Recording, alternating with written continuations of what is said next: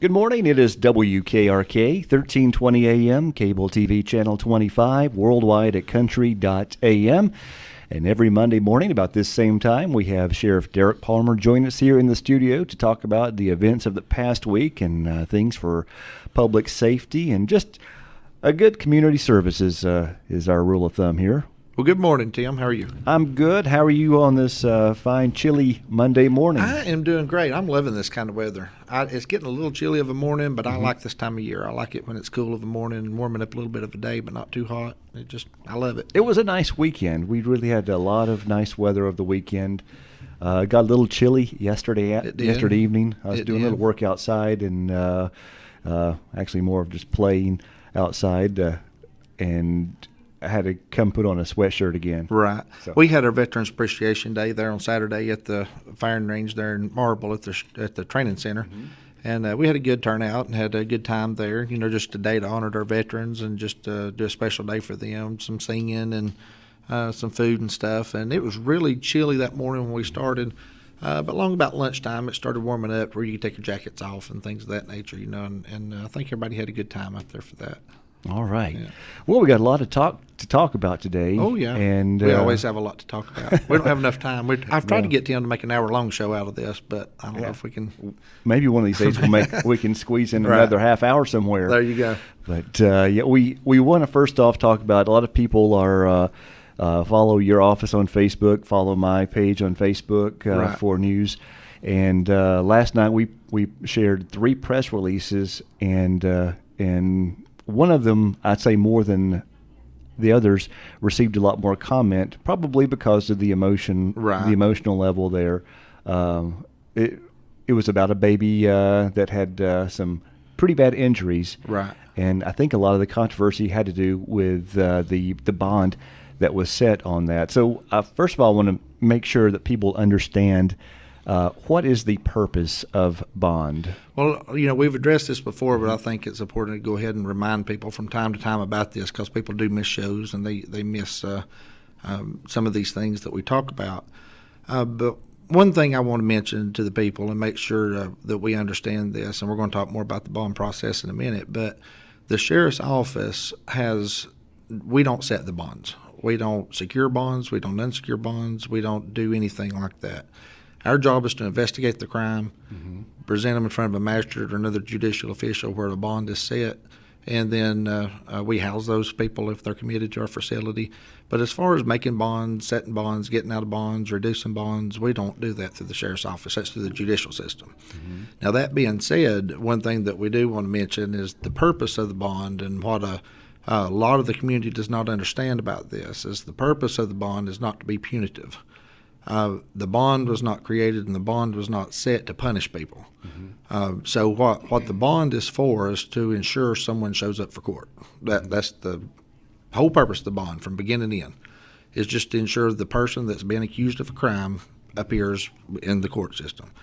And so when magistrates set these bonds and when they, whether it's a magistrate or another judicial official, it can be set by a judge, a district court judge or even a superior court judge could set a bond. Regardless of which judicial official you take it in front of, they kind of have guidelines that they go by and some rules that's set by the state. And as far as the superior court judges have produced guidelines for each individual charge or class of charge, not the charge itself, but whether it's, say, a Class G felony or H felony or misdemeanor infraction, whatever it may be.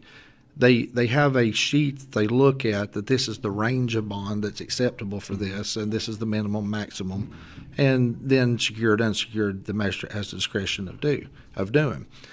And so a lot of times when the magistrates, or most times when magistrates, I would dare say all the time that a magistrate has somebody produced in front of them, they equate what is recommended by the courts and what the bond sheets say and what the appropriate bond is for that charge. And that's to ensure a couple different things. That's to make sure that we don't have magistrates out here punishing people with bonds. Right. So it may be somebody they don't like or somebody that has an incident regarding their family or a past business experience or whatever. The courts don't want magistrates to kind of have that kind of leeway to punish some people by setting a bond. Where it might be appropriate, say if it was a $500 bond, you wouldn't want a magistrate setting a $5 million bond, right, on that person just so they'd have to stay in jail. So it's kind of a way that the court system ensures that the bonds are kind of uniform across the state, and kind of make sure that people, regardless of where they're from, regardless of their backgrounds, regardless of those kind of things, that they're all treated equally and fairly as far as getting those bonds set. And like I say, this is the hard thing for people to understand. They say, well, if they commit this kind of crime, they should be in jail with a no bond, and you should set a high bond, and it should be $1 million bonds and all these kind of things. But people tend to forget that bond process is not supposed to be for punishment. It's supposed to be just to make sure they show up for court. It is hard for folks to wrap their mind around that, because usually people are emotional when they're reading these things, and especially when they have another case which does not seem as severe, that gets a higher bond than one where... And there's a lot of things to take in factor on these bonds, and from a magistrate, I've never been a magistrate. My chief deputy was an ex-magistrate, so I learned a lot from the magistrate systems and why they do what they do from him. And he's helped open my eyes a lot of things about why magistrates do what they do and why the judicial system does what it does. So there's a lot of things to take in consideration. For example, if a person lives in another state, or if they live here in Cherokee County, makes a difference on the bond, but to ensure they show up for court. If it's something where there's other factors involved, maybe they ran from the police, maybe had a hard time finding them, maybe they had them in custody but they disappeared for a few days and we had to track them down, and they're showing signs that they may not appear for court, then that gives magistrates more of a leeway to set a higher bond, or more of a leeway to do a secured bond. When magistrates run their criminal history, if they show failure to appear in court, or they show a history of not coming to court, or problems there, or an extensive criminal history, that can give magistrates leeways to set a higher bond or a secured bond. But when a magistrate, is at his desk and they come in and the person has no criminal history, they're here local, they're not showing any signs or any reasons why they won't show up for court. In that bond sheet says this is the appropriate bond to set for this appropriate charge. Then sometimes, and it even though it may feel like it's a low bond, and even though it may feel like it's that should be higher, the magistrates are going by those sheets that are in front of them. And so, like I say, they're just trying to make sure they're not punishing people with bonds, but just trying to make sure these people show up for court. Right. What happens to the bond money? For example, someone pays the $5,000. Where does that money go? Does it get returned? Yes, it's basically held in trust until that person shows up for court. Once they show up for court, then it's returned back to the person that posted the bond. If the person does not show up for court, and then it's forfeited and goes to the state to be distributed there throughout their process. I'm not sure quite what that process is, but nothing is kept unless the person doesn't show up for court. All right. We had, let me just scroll down our computer screen and just take a look at that. What can you tell us about the, we'll just talk about each three press releases. I know that you can't give all the information out, but the one Cherokee County couple arrested on felony child abuse charges, what information can be made public there? There's it's kind of a delicate situation, because when I was doing my interviews this morning with the newspapers about this, one thing I want to let the people know, they say, well, it's very vague on your press releases, don't say a whole lot. Well, we don't want to give a whole lot of information out about the actual investigation itself. Right. And like I say, just like with the bond issue, magistrates are not trying to punish these people and just trying to make sure they show up for court. With us and with charging people, we don't want to put so much information out there that we can't get a fair jury. Right. That the people that are being accused of these crimes, they also get a fair shake in this deal, and that when it does come time for a trial, that they will get a jury that will be fair and impartial, and a jury that won't be persuaded to think differently because they already feel like they know the information and already know the case. So there's not really a whole lot we can say about this, except the fact that it was brought to our attention through Department of Social Services that there was a 10-month-old baby that had several injuries. And on these injuries, there were some new injuries and some old injuries that were in the healing stages. Through the interview and investigation into this couple that we've arrested and charged with this crime, the baby was in their custody at the time these injuries occurred. And these people were taking care of this child at the time these injuries occurred. And they give some statements as far as what caused the injuries that we felt like were not adequate statements, and going back and re-interviewing them and talking about things that happened, we gained enough evidence to show that it at times was intentional, and so that we charged people appropriately for that. All right. What is the condition of the baby now? Is the baby improving? The baby is improving. Safe environment. It's in right a safe now? environment, and that was another issue with this case that a lot of people didn't understand, and we still have issues and problems we have to work out with not just our office but also the DA's office about this. But a lot of people couldn't understand why we waited to indict these people instead of going ahead and charging them in the beginning stages of this investigation. Just like we don't want to taint a jury and cause these people not to get a fair trial, we don't want to be quick to rush out and arrest people and put people in jail. We want to do a thorough investigation into this to make sure that we are doing the right thing, that we have done a complete and thorough investigation. And we did that. And once we did that, it was presented to a grand jury here in Cherokee County, and got a true bill of indictment through the grand jury. And one of the things that does is it bypasses the district court process and puts it straight into superior court. So when you go through the grand jury process and charge these people, you don't have all these preliminary hearings and all these preliminary trial dates and all that kind of stuff. It's set straight for superior court and goes to a trial date. So that's one of the reasons why we went ahead and went through that process of getting it into superior court. And so, like I say, there's not a whole lot we can say about that, except the fact that we did gain sufficient evidence to charge these people and put them in the court process. Moving on, another press release was posted last night. Is about a Murphy man arrested for assaulting and strangling a female. What transpired there? That was another case that our detectives picked up through this certain individual here. This was a domestic violence case that was brought to the attention to our office days after the fact, where a lady gave a statement that she had been abused, that she'd been assaulted for a while and had lived through some torturous environment, and she talked about her husband doing some things to her. And I believe it was a husband. I'll have to go back and look at the press release to make sure of that. But this particular person, I'll put it that way, doing this stuff to her. And so when we went back and investigated this, just like the case before, there was sufficient evidence to find that he had been assaulting this female and had strangulated this female to the point where it's a pretty serious crime. And so our officers went out and went ahead and also did an indictment on him to get him arrested.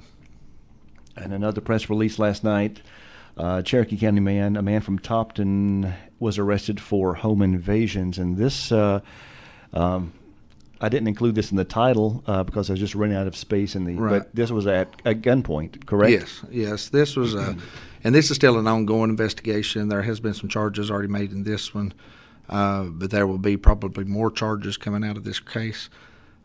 This was a situation, we're not really sure of the motive of why this person was doing what he was doing, but he had attempted to go to several different residences within the county looking for an individual, and while he was going to these residences looking for this individual, he produced a firearm, actually broke into 2 different residences with the firearm while people were there in an attempt to look for this person, and made his way around the county. While we were at one scene investigating this scene, he had already left the scene, and we were gathering information when we got a report that he was at a different place within the county and had broken into another home and was at the home.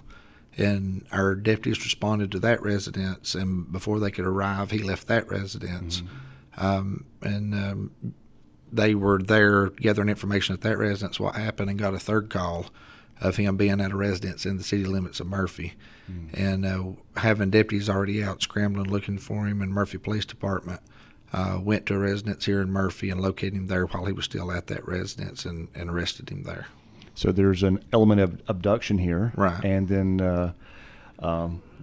the home invasions. Was anything stolen from the homes, or no? To my knowledge, I don't think there was. I think it was the case of looking for a particular person for whatever reason he was looking for this person for, and but brandishing the firearm and causing terror within these people and actually breaking into homes while he was in the process of doing this is the reason for the charges.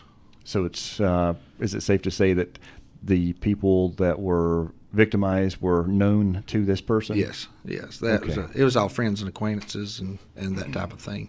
And so, like I say, he for whatever reason, he was on a tear throughout the county looking for this person and was trying to find this person. Right. So he was going to places where he thought this person might be. All right. And if you want to read the full press releases that were issued last night, it was a busy night with on Facebook. You can go to the sheriff's Facebook, Cherokee County Sheriff Derek Palmer, the Facebook, or go to our website at country.am, and the full press releases with the photos are posted there as well. But the press releases are put there not to embarrass people, but people need to know Right. what's going on in their community, especially to keep themselves safe. And I hear a lot of compliments. So when I was out and around the county this weekend at different events and doing different things, I heard several different people approach me about the information that we were putting out. Mm-hmm. That how much they appreciated that, just knowing what's going on in the community, knowing what's going on in their county, and kind of the different things that's happening, so they know what the trends are and what to be looking for. A lot of people are really liking the press releases we do involving scams and things of that nature. So when they get the phone call at home or they try to get scammed, they've already seen the press release or heard about the press release, and they don't fall for those particular scams. So it's a good thing. We're trying to get as much information out there as we can. And what a lot of people don't realize about this also is about posting these things on the internet and getting this information out, that it's all public information. And so, Right. We're not violating anybody's rights or trying to harm anybody or do anything to anybody. It's public information that's out there anyway. Mm-hmm. And people are calling asking about these things, so we're putting it out, getting proactive and putting it out there ahead of time. It is much better to prevent yourself from becoming a victim than having to deal with the situation after you're a victim. It so is. Just having knowledge is important. Yeah, Keep it is. yourself and your family safe. And that's the whole purpose of this stuff, is I think the more knowledge that we can get out there of people knowing what's going on around the county and what they see happening through these press releases, is it kind of stirs a thought process within their own mind. Mm-hmm.